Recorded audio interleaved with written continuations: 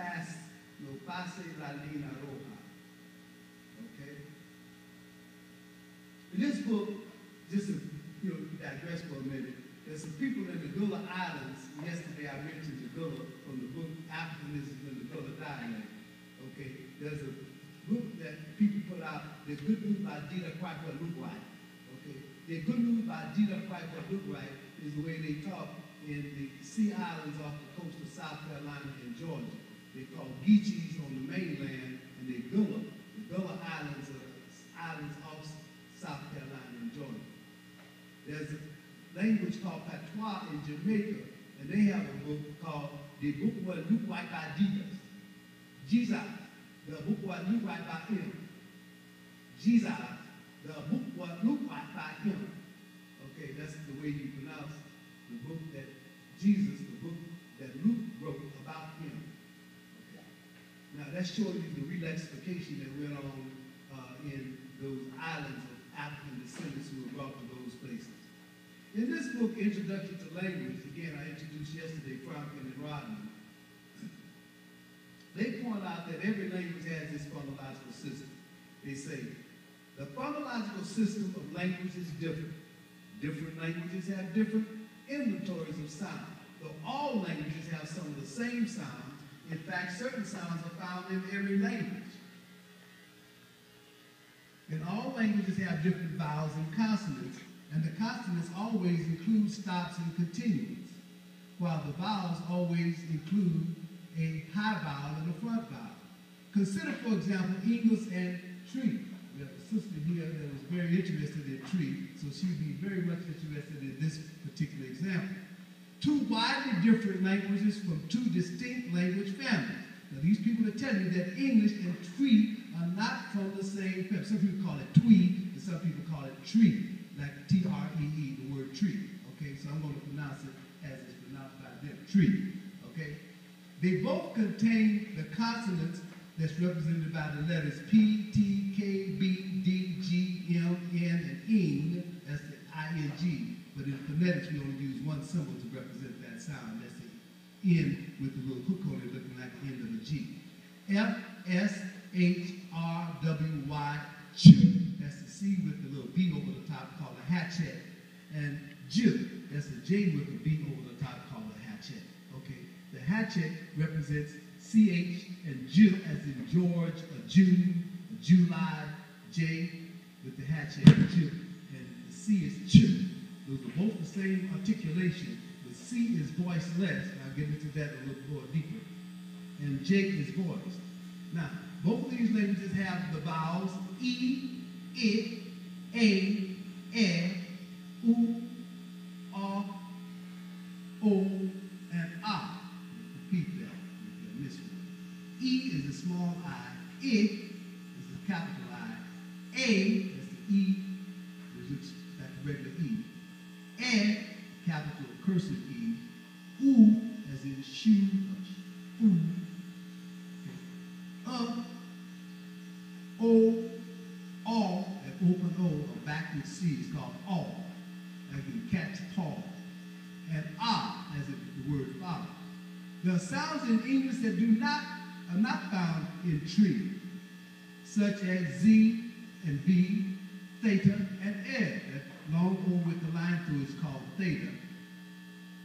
And let's see if I can get the cursor on this. This is what I'm talking about. Theta and ed. Those are the two sounds I'm talking about here. The TH sound. This is a voiceless TH, like in back, mouth, okay? Teeth, back, breath, Smith, that's voiceless TH. Because those languages do not have the same sounds,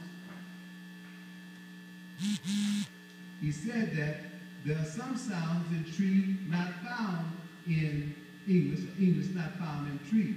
They give this example, tree, but you see the F exists, but the TH sounds,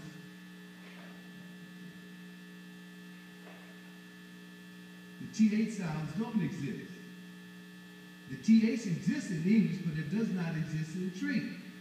The interdental fricative is what that sound is called, meaning you place the tongue between the teeth and you make friction when you retract the sound. Mouth, back, teeth, with.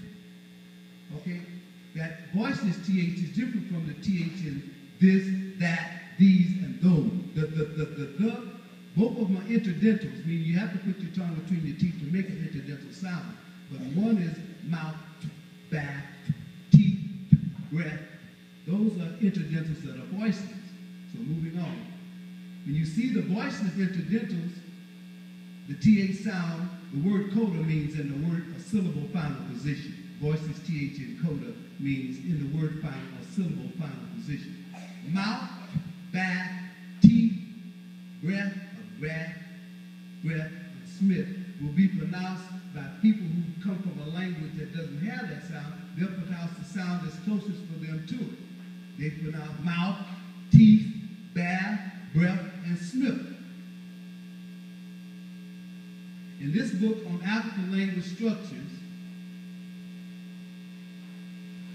William Wellmer says, since in many Niger-Congo languages, consonants do not occur in the final position at all, or do so with considerable restriction, nasalization in exclusively final position may often be analyzed as a final nasal, ordinarily an N, that's a single N, or ing, ing sound. Okay, so you can say bend, bend.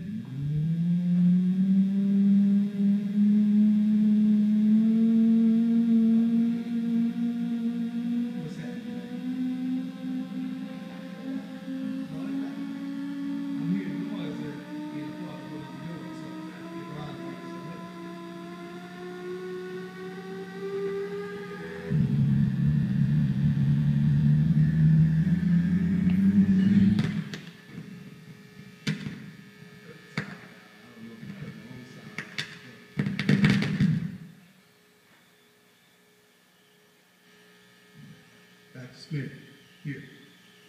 Get my way around. The FT sound is F with a T followed. It's a consonant cluster or consonant blend. Left, theft, lift, drift, and swift. With that T at the end. And the consonant cluster like that will not have the final T. So all you're going to hear is left, theft, lift, drift, and swift. The consonant cluster build, bold, cold, hold, and fold will just be build, bold, cold, hold, and fold. The final D is not being dropped. That's the way you spell the word. That's not the way you pronounce the word necessarily. The English will accent that final sound, build, bold, cold, hold, and fold. But because that consonant cluster is not an African sound, you won't find that consonant cluster. We go back here to what the man said. In the book, African Language Structures by William Wellmer, he said, since many Niger-Congo languages, that's Nigrtian languages, consonants do not occur in the final position at all, or if they occur at all, with considerable restriction. And he told you that the N can occur in the final position, but you ain't going to find the W articulated nasal. Nasal meaning the sound comes through the nose instead of out of the mouth. Na, na, na, na, na. And rain, and sang, or ring, sing, hing, ing. Those are voiced nasals. One's an apical-alveolar nasal, meaning the tip of the tongue is against the alveolar ridge, which is the gums. Or a dorsovelar nasal, meaning the back of the tongue is against the velum, or the soft palate. I'm using this language because these things get recorded, and I don't want people to think I'm half-stepping on what I'm talking about. I know I'm not trying to shoot past y'all, that's why I stopped and explained it all. Moving on. This is another doubly articulated consonant cluster. Okay? Land, band, sand, hand would be land, band, sand, and hand. The D is not being dropped, omitted, deleted, or lost. The D never existed in the consonant cluster in the mother tongue of an African, so he's not going to produce a sound configuration that doesn't exist in his mother tongue. We call that linguistic retention. Retaining the phonology of his mother tongue, but using the words of another language. There's another consonant cluster. Desk, mask, risk, husk, tusk will be pronounced desk, mask, risk, husk, and tusk. You won't find that consonant cluster, okay, in African languages. And as a retention of the African phonetic system, we find the deep structure of Black American speech, Ebonics, Nigrtian, has that same distinction. It does not pronounce final consonant cluster. Now that word homogeneous means when both of the consonants have the same voicing, that's called a homogeneous consonant cluster. When one consonant is voiced and one is not voiced, that's a heterogeneous consonant cluster. Now what do I mean by voice? Voice sounds are made when you close the vocal cords and force the air through the space between the vocal cords, which is called the glottis. When I talk with a whisper, you hear the noise, but you don't hear my voice because I'm deliberately holding my vocal cords apart. But when I tighten my vocal cords and force the air through on certain sounds, then you hear my voice. So a voiceless sound or unvoiced sound is a sound made by articulating the sound but not voicing the air through the vocal folds of the vocal cord. So S is a voiceless sound, and K is a voiceless dorsal-velar sound. When you say in mask, risk, husk, tusk, that SK, that's a voiceless consonant cluster blend. Both of those are voiceless. That's what they mean by homogeneous consonant cluster. There's another homogeneous consonant cluster. S, as you've already been told, is a voiceless consonant cluster, a consonant, and so is the letter T, the sound represented by the letter T. It's called the apical-alveolar stop. Put my tongue against the alveolar ridge, which is the gums at the top above my teeth, but you don't hear my voice. D and T are the same sound in terms of the place of articulation, but they're not the same.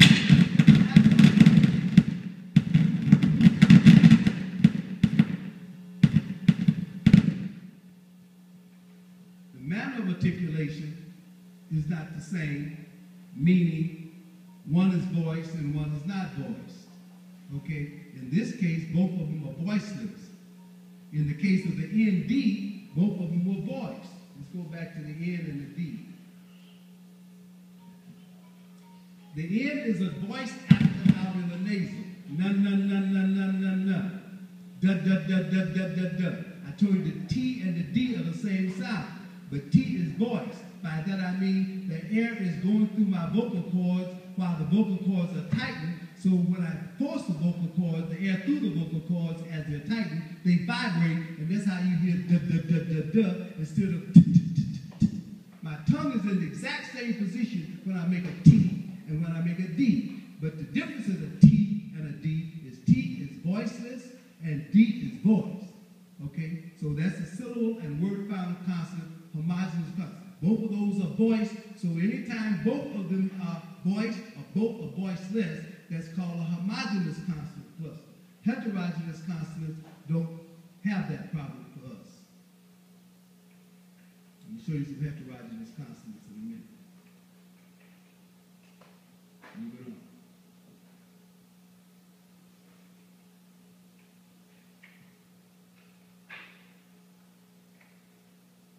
This is William Wells again. He said, no language seems to have doubly articulated stops in the syllable final position, although some languages do have a final P, a final T, and a final K. That's P, and K. Those sounds do exist in the word final position or syllable final position, but you won't find doubly articulated stop.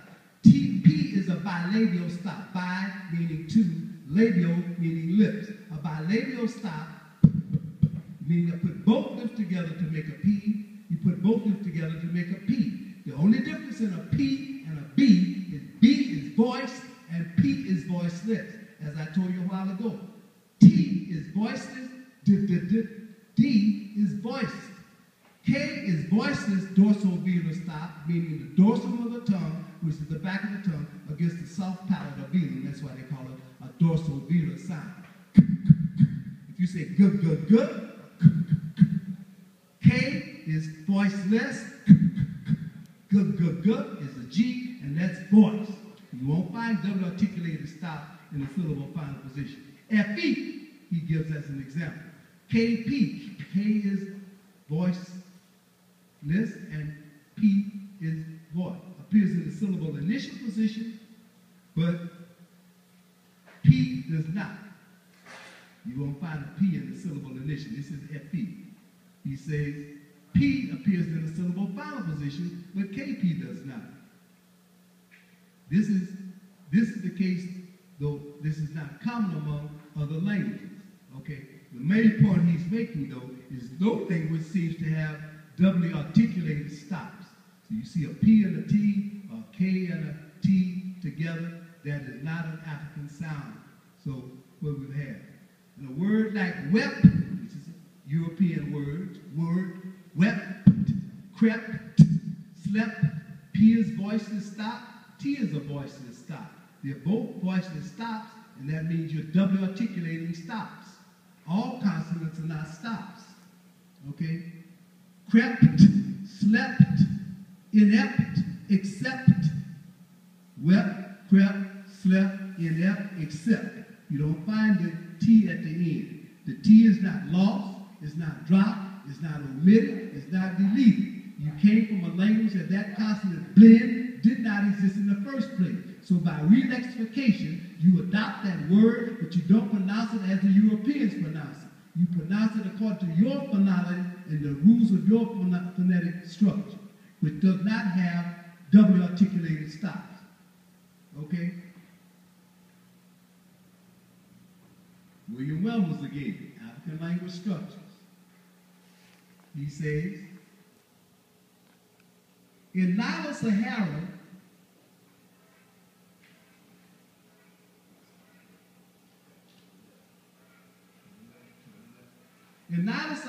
as well as in Niger-Congo, consonant clusters are generally rare. So here he's reaffirming. You don't find consonant blends or consonant clusters, even in the Nilo-Saharan languages. He mentioned that earlier about the Niger-Congo languages, but this particular book is about all of the African languages, and so he's breaking them up to regional areas. In the Nilo-Saharan, that from the Nile throughout the Sahara. That's what Nilo-Saharan means. From the Nile all the way to the Sahara, as well as in Niger-Congo, which is, I showed you the map of Niger-Congo languages yesterday. Consonants are generally rare, consonant clusters, okay? In Afro-Asiatic, that's Hebrew, Arabic, and those languages, you will find consonant.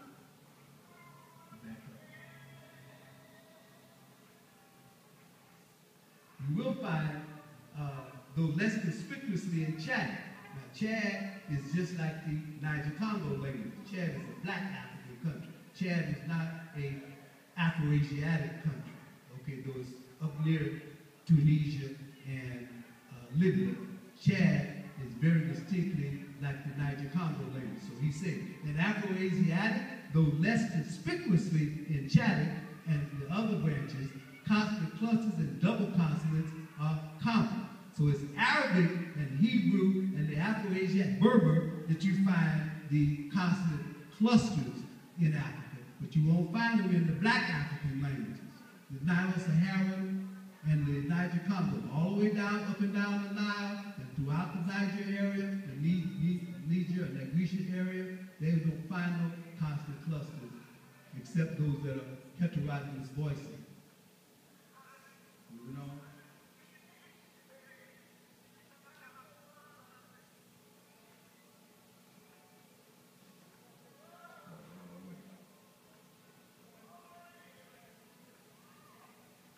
Now, these are what are called heterogeneous voicing. Remember, homogeneous voicing is when both members are voiced or both members of the blend are constant cluster of voiceless. Here we have L, which is a voice alveolar lateral, followed by apical alveolar stop.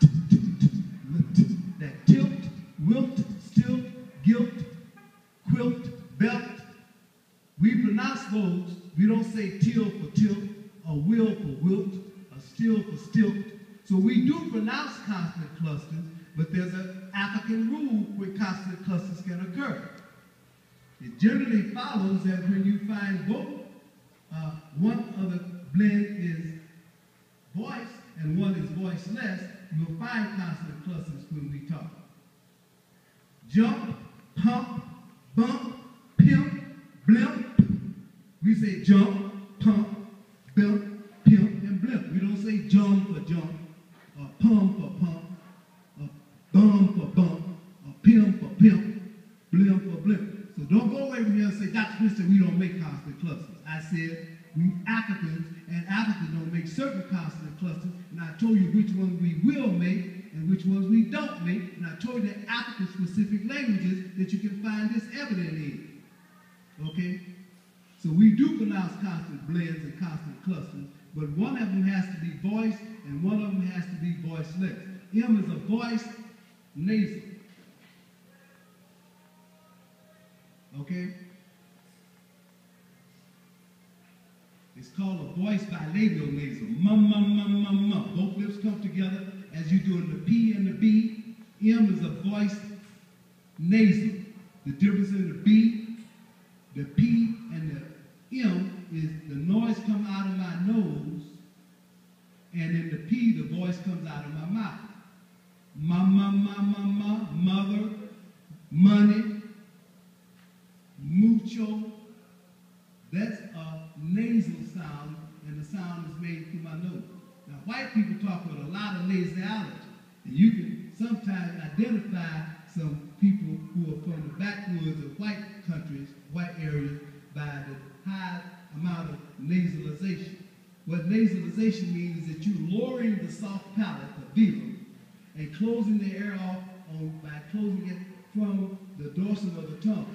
So when I close my mouth and open my mouth like this, I'm lowering my velum so you don't hear any noise coming out of my mouth. Even though my mouth is moving, I'm still talking like I always talk, but the noise is coming out of my nose. And because the noise is coming out of my nose, you hear the noise that I'm making, but you hear that nasalization. That's what they mean by nasalization. The air is egressing through the nasal cavity as opposed to the oral cavity. That's all the word nasalization means.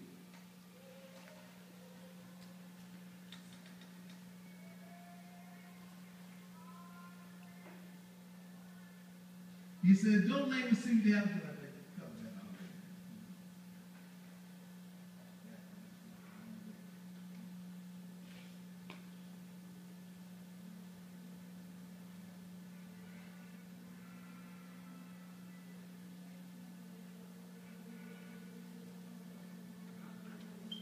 this is the retroflex fetal spiral. The word for, your, pour, and floor won't have an R at the end. Because that sound, a retroflex fetal spiral, is similar to the word the Chinese probably. The Chinese substitute an L for the R. We don't even pronounce the R because it ain't in our phonetic system in that position. A post-vocalic retroflex fetal spiral is not an African sound. So instead of pour, you get fo.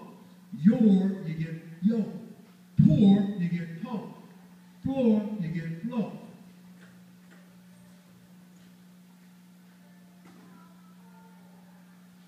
I covered this already. I don't know how that style is still here.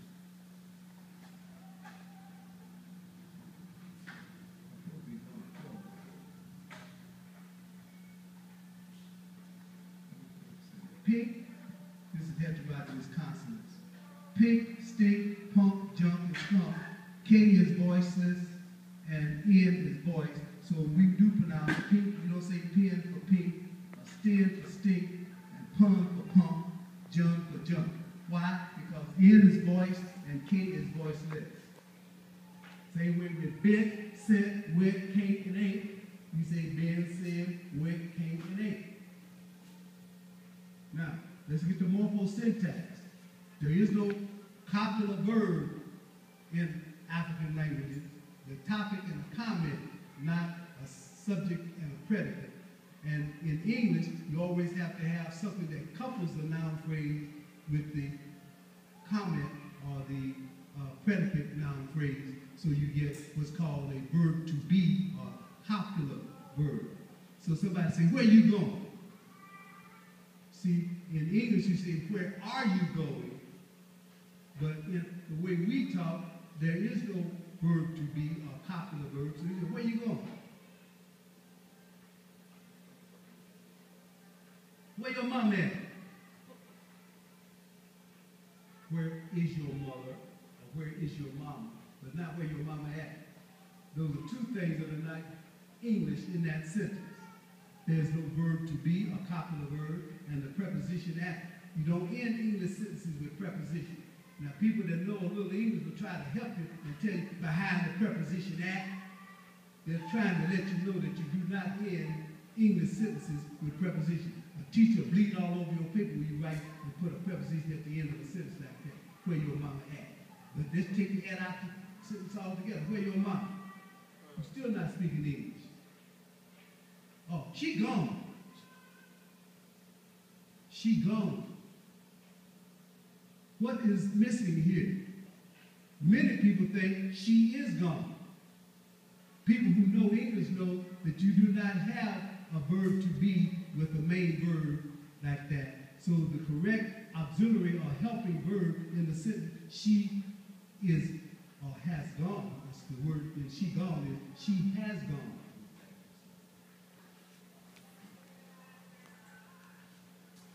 She gone, that means she not here. It don't mean time, it means locative. This is a locative aspect, and the locative aspect is explained here that the word gone means she's not here. It doesn't mean the time, it means she's not here. It's not a past tense verb, it's an aspect of the mark. She's been gone. What's the difference in somebody telling you she gone and she been gone? That means she long time not here. She married? Yeah, that means she's married. She's been married. That means what? She long time married. You ask the person, she been married. Some people in English think that she's not married anymore. She's been married, but she's not married anymore. When we say somebody been married, we talk about been a long time. She's been married. You didn't know that? Yeah, man, she's been married. Got your new car, huh? Man, I've been having this car. He ain't talking about he used to have it. He been telling him, man, I had this car a long time. So for us, the word been is what they call remote time marker. It distinguishes something that happened early on the same day from something that happened that long time ago. This is explained by William Weller's lesson. It says, no language, in many languages there's a single construction which has explicit and explicit reference to past tense action, past action. Such language is quite legitimate to speak of a past construction. It's always been noted, however, that some languages use a single construction to refer to time and past time for active verbs and present tense time for stational verbs. Stational verbs are verbs that don't do anything but represent a state of being as opposed to an activity. He said, on the other hand, there are a number of languages that have more than one construction referring to past time. Some Bantu, this is more southern parts of the Niger-Congo region. Some Bantu languages distinguish a near past, particularly with reference to an action performed earlier on the same day, and a remote past, or perhaps better, a general past. So there's a difference in something happened a long time ago and something just happened. But when time is important, you say I ate, that means I'm through eating, I finished, I completed it. I've been to eat. Okay? So we use the word done to represent completion. In the Hausa of Afusa language in northern Nigeria, Niger, is where Hausa is mostly spoken. It's also spoken in northern Nigeria. Okay. In Hausa, the term aspect rather than tense, since it denotes a kind of action rather than a time of action, a verb, is shown by changes in the person aspect pronoun and not the verb itself. The completed aspect indicates action regarded as completed or occurring at a specific point rather than a process in time. This point in time may be past, present, or future, as indicated by the context. There are two forms of the completed aspect.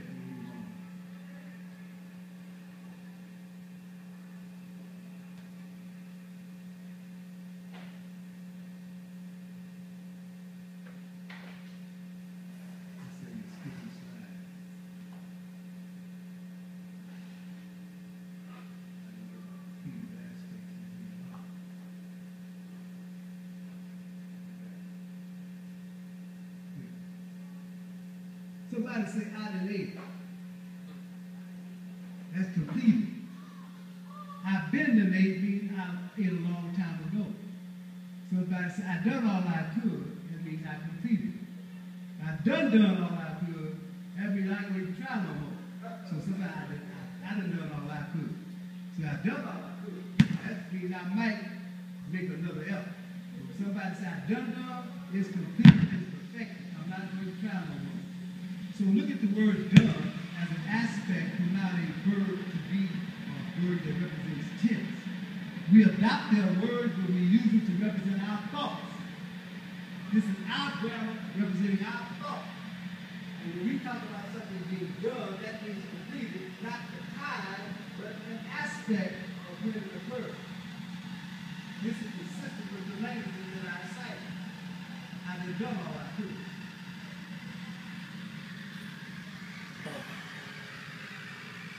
This is dealing with negation. The language that I'm citing here as an example is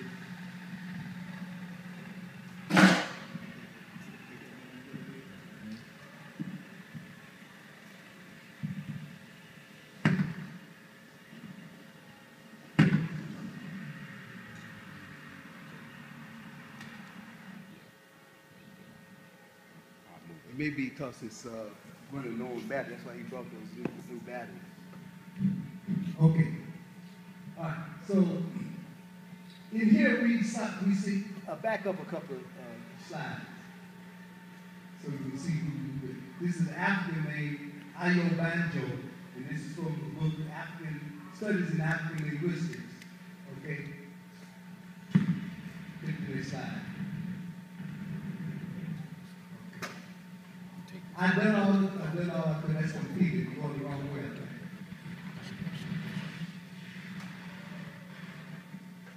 Go forward or Up back? and down there, yeah. Go forward. Okay, hold on. Back.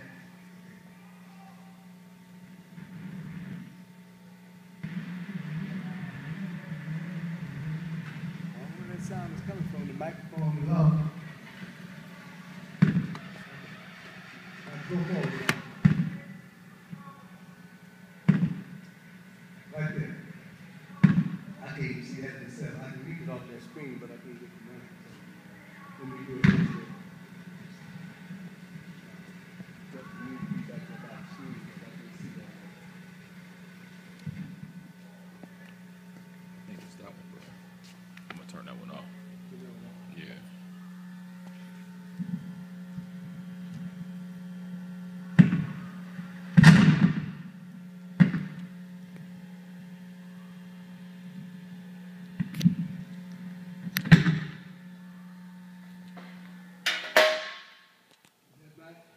Go ahead.